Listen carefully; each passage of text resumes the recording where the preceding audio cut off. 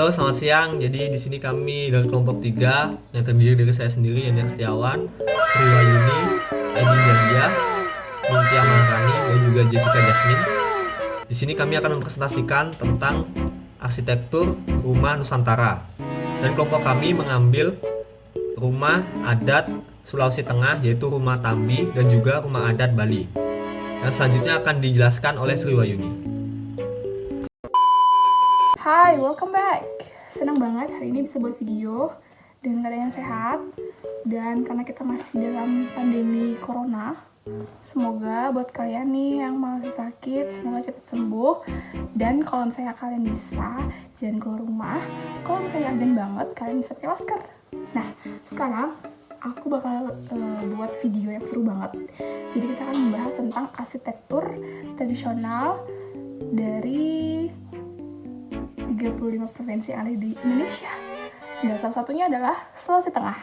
Nah, penasaran kita membahas apa? Makanya nonton videonya sampai akhir. Nah, jadi kita akan membahas tentang rumah adat Tambi dari suku Lore, Sulawesi Tengah. Nah, sebelum masuk ke arsitekturnya, aku mau jelasin sama kalian sedikit sekilas info mengenai rumah Tambi. Seru banget kan? Sebenarnya rumah Tambi ini merupakan rumah tempat tinggal khusus untuk suku Lore yang ada di Sulawesi Tengah. Dan uniknya rumah ini, dia menggunakan semua material yang ada di rumah ini tuh bener-bener fresh from the nature. Jadi mereka yang kayak tinggal ambil materialnya itu, yang nggak perlu nyari ke toko bangunan, tapi mereka emang bener-bener mendamping semua material yang ada, mulai dari kayu, batu, daun, yang mulai dari untuk atap, dinding, lantai, bahkan pondasi, mereka itu bener-bener dikasih sama alam, dan mereka tinggal ambil di alam. Nah, jadi saya akan langsung membahas tentang pembagian ruang yang ada di rumah Tambi. Saya baca dulu ya. Jadi, menurut Putri Fitriati 2012, beliau mengatakan bahwa pembagian ruang-ruang yang ada di rumah adat Tambi ini dibagi menjadi 3. Yang pertama itu ada Lobona, yang kedua ada Asari, dan yang ketiga ada Rapu. Nah, kalian penasaran kan apa sih itu Asari, Lobona, Rapu? Jadi, Lobona itu sebenarnya fungsinya itu bisa dipakai sebagai ruang tamu atau untuk keluarga dekat saja, seperti itu. Kemudian untuk Asari sendiri itu dia berfungsi serbaguna. Jadi selain menyimpan benda pusaka, di situ juga kita bisa tempat tidur, tempat beristirahatnya masyarakat dari suku Lore. Dan Rapu atau dapur ya letaknya itu di bagian tengah, sudah pasti dia di bagian tengah. Jadi Rapu ini juga nggak cuma sebagai dapur, tapi Rapu ini juga bisa sebagai tempat untuk penerangan pada malam hari, dan sebagai alat sebagai pemanas ruangan ketika ruangan atau dalam kondisi yang dingin, seperti itu. Jadi rumah Tambi ini merupakan rumah panggung yang tiang-tiangnya itu terdiri dari 9 tiang, di mana tiangnya itu pendeknya itu sekitar 90 cm, tidak lebih dari 1 meter. Nah, serunya lagi, rumah Tambi ini itu hanya terdiri satu ruang saja. Jadi di satu ruang itu kalian bisa mencakup berbagai aktivitas di dalamnya. Yang tadi saya sudah sebutkan di awal, jadi ada ruang yang namanya Labona, ada ruang Asari, dan ruang Rapu, yang mana mereka dicakup menjadi satu tempat di satu sebuah ruang, tapi mereka bisa melakukan segala aktivitas di satu ruang. Seru banget kan? Dan yang ketiga, jadi rangka lantai yang dibuat itu menggunakan papan dari kayu juga. Nah, mulai dari atap, dinding, lantai, pondasi, semua materialnya terbuat dari alam. Ornamen pada bangunan ini banyak banget ditemui ornamen seperti kepala kerbau, kepala sapi, kemudian kepala ayam, dan kepala babi. Mereka semua punya filosofinya. Nanti saya akan jelaskan lebih lanjut di filosofi rumah Tambi. Dan rumah Tambi.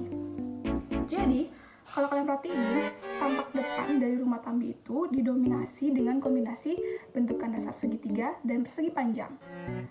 Dan untuk tampak sampingnya itu didominasi oleh kombinasi bentukan dasar trapesium dan persegi panjang. Ini merupakan penjabaran tentang rumah Tambi.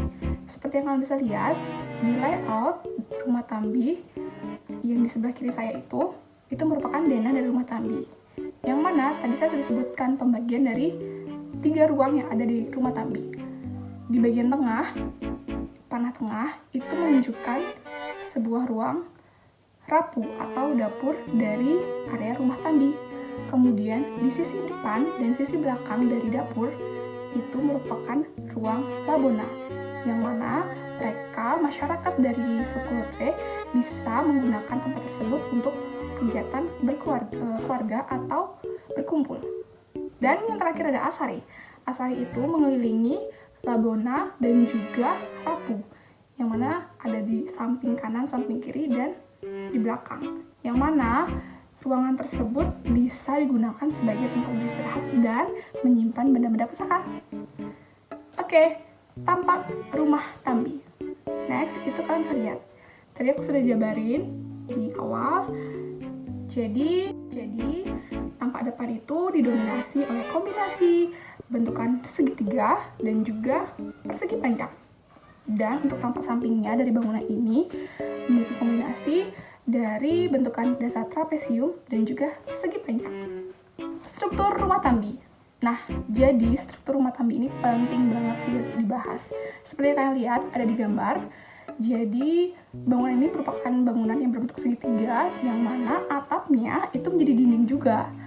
Dan di bagian panah paling atas itu menunjukkan adalah bumbungan atau bagian atas atap. Nah, biasanya di bumbungan ini masyarakat dari Sulawesi Tengah, khususnya suku Lotre, mereka meletakkan kepala kerbau, yang mana itu menandakan sebuah kekayaan dari yang punya rumah ini. Gitu. Dan kemudian mereka juga punya ventilasi loh di rumahnya mereka. Mereka itu di bagian depan itu ada ventilasi yang tertutup oleh daun atau material hijau yang digunakan di bagian atap. Nah, kemudian ada tangga, yang tangganya itu unik banget bentuknya, dan itu benar-benar terbuat dari kayu bonati, dan juga mereka punya pondasinya itu terbuat dari batu alam yang ada di area sekitar dari kawasan di suku Lotre. Nah, pasti kalian penasaran juga dong sama filosofi dan asal-usul dari rumah Tambi. Pasti kalian bertanya-tanya, kenapa rumah Tambi bentuknya segitiga? Dan kenapa rumah Tambi itu namanya adalah kerbau? Nah, jadi hari ini aku bakal jelasin juga sama kalian kenapa semua itu ada di rumah Tambi. Let's go! Nah, kalian bisa lihat digambarkan. Jadi ini merupakan filosofi dari rumah Tambi. Yang pertama itu ada orientasi. Nah, orientasi dari rumah Tambi berdasarkan kepercayaan leluhur mereka, rumah Tambi ini hanya boleh dibangun dengan menghadap ke utara dan selatan. Jadi mereka nggak boleh menghadap ke arah matahari terbenam dan terbit, yaitu arah barat dan timur. Seru juga. Jadi itu juga bisa kita terapin di bangunan modern kan? Dan yang kedua adalah fasad rumah ini berbentuk segitiga. Kenapa? Yang pertama, itu karena hal tersebut memiliki sebuah makna, yakni relasi vertikal dan relasi horizontal. Apa relasi horizontal sama relasi vertikal? Jadi, seperti yang kalian lihat. Jadi, relasi horizontal itu adalah relasi yang menggambarkan garis horizontal di bagian bawah, yaitu relasi antara manusia dengan manusia. Sedangkan relasi vertikal itu merupakan relasi yang garisnya bersifat vertikal atau bentuknya itu segitiga sama kaki. Nah, itu melambangkan antara manusia dengan supranatural yang di atas. Nah, gitu. Dan yang ketiga itu ada ragam hias pada bangunan. Nah, seperti yang saya sebutin tadi, kenapa harus ada kepala kerbau dan beberapa ornamen-ornamen. Jadi, biasanya di bagian atap paling depan atau di bagian bumbungan atap itu, dan di bagian dalam rumah, di bagian ruang utamanya, itu akan terdapat sepasang tanduk kepala, itu kepala kerbau atau yang disebut pebula. Nah, kenapa? Karena pebula ini melambangkan sebuah kekayaan dari pemilik rumah tersebut. Nah, jadi kalian nggak cuma bakal nemuin ornamen kepala kerbau, tapi kalian juga bakal bisa nemuin ukiran berbentuk kepala kerbau, kemudian ada ukiran berbentuk ayam atau ukiran berbentuk babi, yang mana masyarakat di sana percaya bahwa sebagai simbol kesejahteraan dan kesuburan. Tuh, makanya mereka menerapkan beberapa simbol dan beberapa ornamen-ornamen yang berbentuk binatang. Jadi memang ada filosofinya, jadi bukan hanya sebatas untuk keindahan. Sebelumnya kita udah menjelaskan tentang karakteristik, filosofi, layout, dan struktur dari rumah adat Tambi dari suku Lore.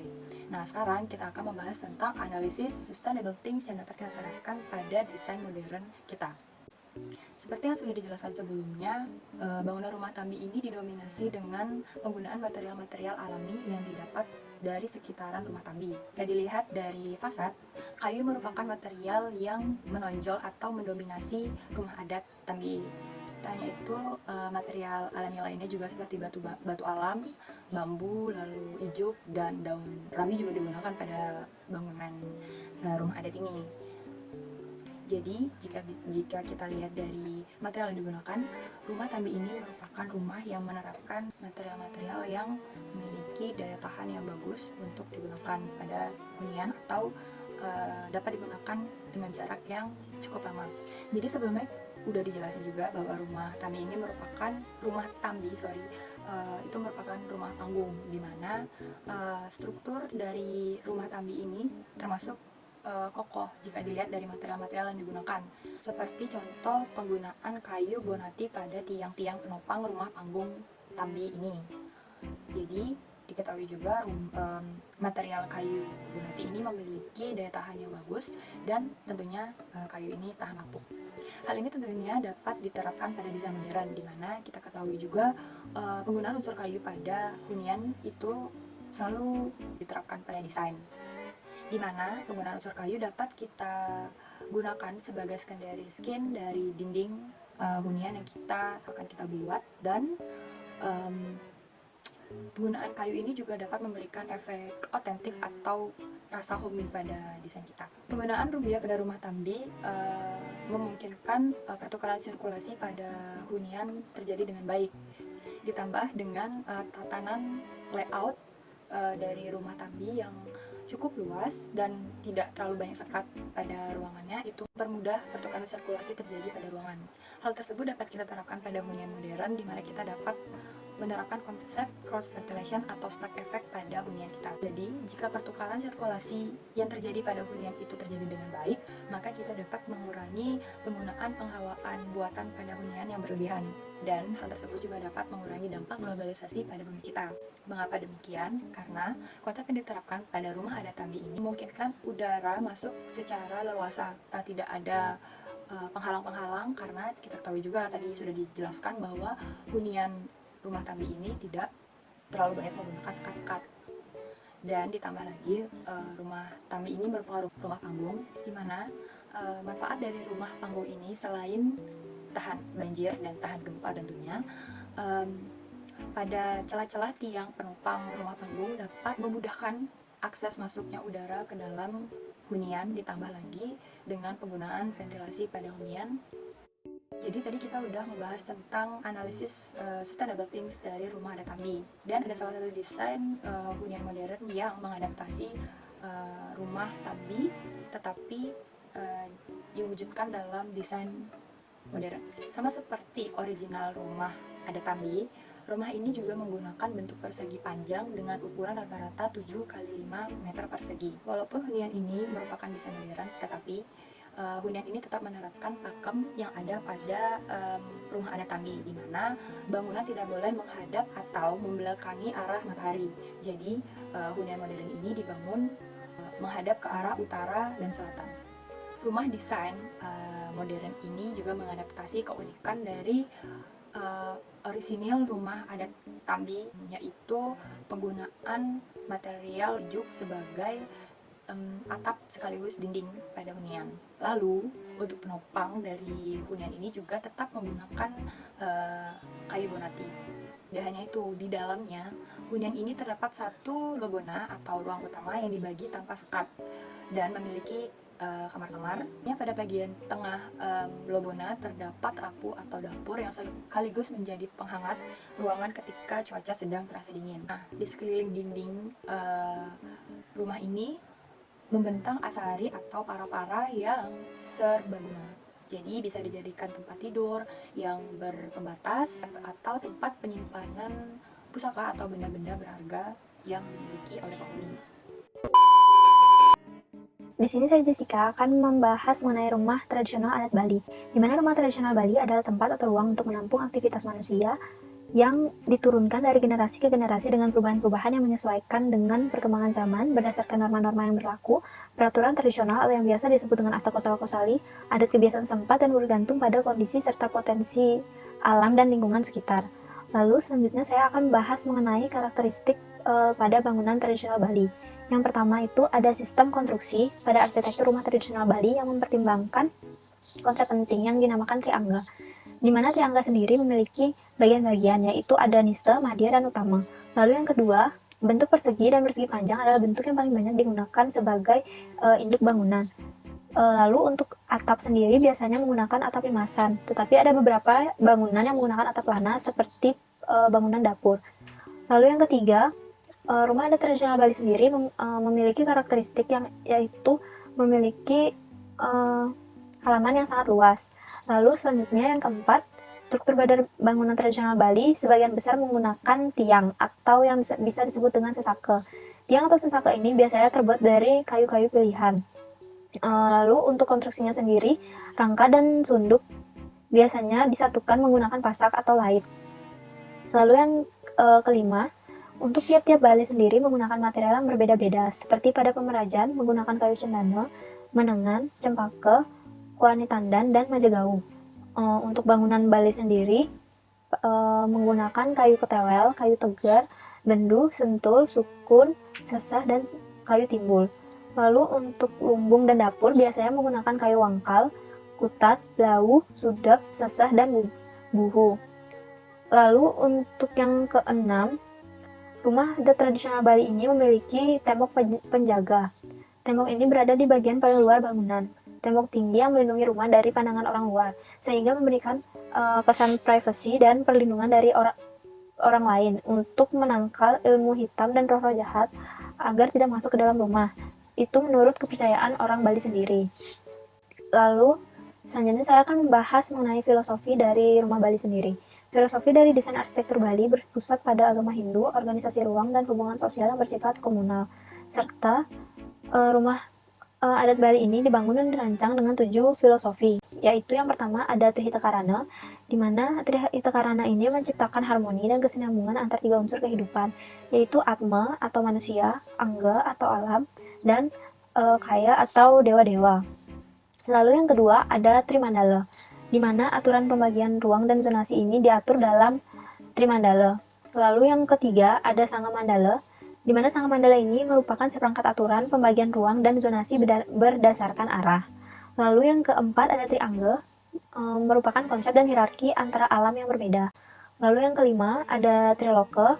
Triloka ini hampir mirip dengan Triangga, tetapi Triloka ini mengatur tentang mengenai alam manusia.